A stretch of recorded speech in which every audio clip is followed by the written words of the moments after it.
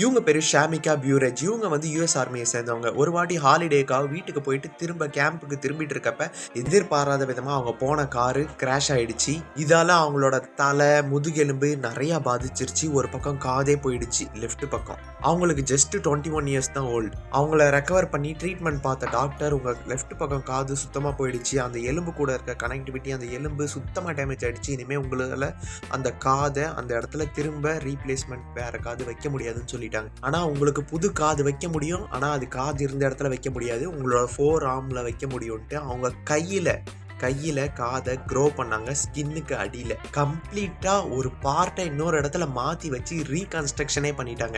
First இதுக்கு ஒத்துக்காத ஷாமிகா அதுக்கப்புறம் ஒத்துக்கிட்டாங்க. இப்போ டிரான்ஸ்பிளான்ட் பண்ணி அவங்க நல்லாவே இருக்காங்க, நல்லாவே அது ஒர்க் ஆகுது. ஸோ இந்த மாதிரி உலகத்தில் நிறையா இருக்குது, நிறைய பேருக்கு நடந்திருக்கு. நம்ம அடுத்தடுத்த வீடியோவில் ஒன்று தெரிஞ்சுக்கலாம்.